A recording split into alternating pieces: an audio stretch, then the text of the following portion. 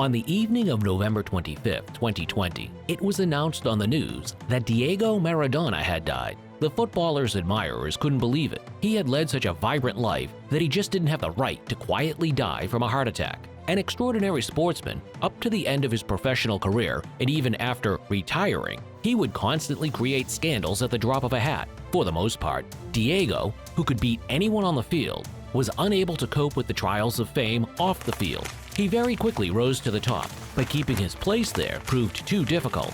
In this episode of Histographics, we'll tell you how this sportsman's path was laid out for him. When young Diego turned up at his local team's tryout, the manager couldn't believe that he was just 9 years old. The boy had command of stunning technique and agility. He could elevate the position on the field like an adult would. At 16, Maradona made his top-level debut for Argentinos juniors. The start of his professional career was so successful that soon Maradona was called to play in a national match. At the last moment, however, he was excluded from the team. Argentina then took home the trophy, and Maradona called the incident the worst defeat of his life. Rumors surfaced that the head coach didn't like the player's explosive character. He had been compared to a wild beast. His celebrity status was almost a stumbling block. Already at that time, Diego, on the orders of his manager, had given an interview exclusively for money, and the national team veterans didn't want to see him in the lineup. Maradona became the best striker of the Argentinian championship 5 times and won all possible rewards. In 1982, he transferred to Barcelona. In Catalonia, before he'd even played his first match, he was welcomed like a real star, and Diego rewarded their faith, straight away winning 3 cups in the space of his first season. The start of the next championship proved unsuccessful. Due to an opposing side's rough play, Maradona received a serious injury and spent half the year in recovery. Even when he still wasn't back in shape, he played in the most important matches but didn't provide outstanding results. The crisis came on 5th of May 1984. In the final of the Copa del Rey, Barcelona meet with Athletic Bilbao, who became the Spanish champions. Barca lost, and immediately after the game, Maradona went for a Bilbao player, as a result of which almost all players from both sides got roped into a brawl. Diego, as the instigator of the disruption, received the maximum punishment, 3 months disqualification. The player ran riot and regularly visited Barcelona nightclubs. One of Diego's friends then even introduced him to cocaine, which supposedly reduced stress. There was also no mention of his keeping in shape. According to his manager's memoirs, Maradona would begin his day at 10 at night, rocking up to another party. Maradona's eccentric behavior flew in the face of his club's policies, who had no clue why they were paying the footballer. At one point, the club president even confiscated Diego's passport. Maradona went into his office, made a scene, and smashed a trophy on one of his shelves. They returned his passport to him. His relations with the club, however, were always ruined. After talking to his wife, Maradona decided to leave Barcelona. News of this trickled into the papers, and soon the Italian club Napoli got in touch with the Catalonian team. For $7.6 million, an astronomical figure for the time, Maradona transferred to Naples. His popularity was so great that he was carried in the arms of a crowd of fans from the airport to the city, and 75,000 people gathered for the player's presentation. It was during his Italian stint that Diego won the World Cup and the Italian Championship twice, and he made the team Napoli a big European name and became a living legend himself. Maradona's appearance in Napoli was advantageous to the Neapolitan mafia. The team was blatantly a front, and with the arrival of the talented midfielder, the town again became interested in football. The stadium's attendance grew several times. Mafioso earned a fortune through reselling of tickets and illegal betting. Although Diego was always remembered spending his childhood in poverty, it wasn't easy for him to refuse luxury. When the Neapolitan mafia, or the Camorra, offered him their protection and patronage, he also received all the trappings of a successful person: one-of-a-kind cars, expensive items, a flood of girls, never-ending parties, and a limitless supply of alcohol. His friendship with the mafia had a negative side. Through Maradona, the criminals could affect match results. As arrested drug dealers later testified, in the 87-88 season, Mafioso made the team throw their last 4 matches and not become champions. Maradona always denied that he gave up his sporting achievements for the temptations of a luxurious life, but the fact remains a fact. The young star had come to Italy, a young star who loved to have fun, and he left there a legend who was hooked on drugs. Diego's dependence didn't stop him from performing at the highest level of his game. Napoli's boss was only interested in sporting results, so the club president really didn't control what his main star did in his free time. His strategy was something simple: let Diego use drugs as much as he wanted, as long as the authorities didn't know about it. They therefore set up a special schedule for the Argentinian. From Sunday to Wednesday, he could take whatever he wanted, but on Thursday, the day he had to pass the test, he should be sober. In extreme situations, they went to Plan B. The footballer hid a pad with someone else's urine in his pants, giving a clean sample. Without the help of the club leader, Maradona wouldn't have passed a single doping test. One time, the player went off on a bender and received a $70,000 fine.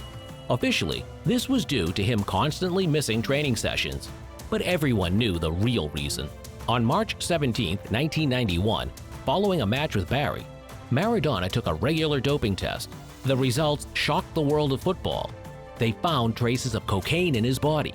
Maradona was certain that the Italian Football Federation had set him up. In June 1990 at the World Cup, it was Maradona who had knocked out the Italian team, winning the title for Argentina. Of course, no one took that kind of argument seriously, and he received 15 months disqualification. Distraught, Maradona flew back home. He announced that he had grown tired of football and wanted to spend more time with his family. But after less than a month, the player was arrested in his own home. Searching his house, they discovered he had 36 grams of cocaine. Maradona paid 20,000 pesos bail and walked to freedom. But until the start of trial, the footballer had to be sent to rehab. At the same time, Maradona was dealt a 14-month suspended sentence in absentia in Italy. While disqualified, Maradona decided to take part in charity matches. Shortly before one of these matches, the Argentine Football Association received a warning from FIFA, who didn't approve of a scandalous player appearing on the field and threatened to punish other footballers. They quickly found a solution. They invited referees from outside the association to the match. In this way, Diego and his friends could play their charity match in peace without fear of receiving sanctions from football officials. His disqualification ended on July 1, 1992.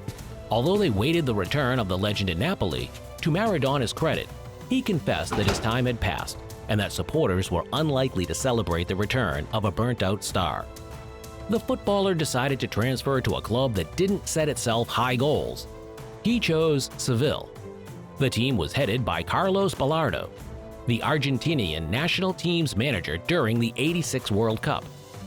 Back then, he built the team's game around Maradona and had won the trophy. He hoped to repeat this in the Spanish club. The footballer was already past his prime and suffered from his old injuries. He spent most of the game on painkillers. During one match, the pain in his knee became unbearable. Diego asked the manager to sub him off, but in return, the manager told the doctor to give him 3 anti-inflammatory shots. 53 minutes into the game, Maradona was suddenly substituted. He was furious. He publicly insulted his manager and flew off the handle in the changing room. The next day, the coach decided to give the footballer a heart-to-heart. The conversation between the two old friends ended in a scandal. Bilardo pushed Maradona, who then responded by knocking the manager out cold. They made peace, but the club president was unrelenting. Maradona had to leave Seville. Diego's extraordinary outburst finally overshadowed his talent. From 1994, he began to play in the Argentinian Championship, where he battled with old injuries and regularly fought with managers. On July 2nd of the same year, journalists were shooting reports at his house when the footballer came out with a rifle in his hands and started shooting. Fortunately, the weapon turned out to be a pneumatic one, and Maradona received 2 years suspended sentence. It was decided to leave Diego out of the qualifying stages of the '94 World Cup. But the international team performed poorly, and before their decisive games, called the disgraced player. Diego decided to go out on the field and literally drag the team to the final stages. Years later, the player declared that they had won with the help of the president of the Argentinian Football Association, who had ordered for the sportsmen to be given doped coffee, due to which they played with double their usual energy. After the competition, the same official maintained that footballers shouldn't have to be tested for doping. The group stages of the tournament started off wonderfully for them. In their first game, Diego celebrated with a goal, In the second, he delivered an ideal pass which resulted in a decisive goal. It seemed there was no stopping Maradona, but then came the results of the doping test. They immediately found traces of 5 banned substances in the player's blood. Diego was disqualified for 15 months again, and without their leader, Argentina's national team lost their remaining 2 matches and were knocked out of the tournament. Since the ban only affected Maradona as a footballer, he tried to become a coach. For a short time, Diego headed his local team without even receiving a coach's license. 2 months later, following a usual defeat, Maradona beat up the club president in the changing rooms. When his disqualification came to an end in 1995, Maradona signed a contract with the successful Argentinian team Boca Juniors. The footballer was already 35, and he understood that his career was coming to an end. At that point, Diego rarely made it onto the pitch, and rather yet did he score, as his doping tests, time and time again, came back positive. In October '96, police found 500 grams of cocaine in his house. Argentina's president even had to stick up for the player. In 1997, Maradona hung up his boots, but even so, couldn't stop his dependency. In his autobiography, he wrote, "In the beginning, drugs make you euphoric. It's like winning a championship, so you think, who cares about tomorrow, since I won the championship today?" Judging by everything, the player could never break free of this intoxifying feeling. He underwent 2 serious operations on his stomach, and in 2000 almost died from a heart attack after an overdose. So, when Diego received the Player of the Century award from FIFA in the same year, many people were bewildered. His competitor, the Brazilian Pelé, noted that Maradona possessed sufficient presence as a personality to justify the world's recognition. It appears that at some point, Maradona got a hold of himself. In 2008, he brought to life yet another dream and became manager for Argentina's national team. True, he couldn't transfer his magic to his pupils. The national team barely made it through the qualifying tournament, and in the quarterfinal were savagely beaten by Germany.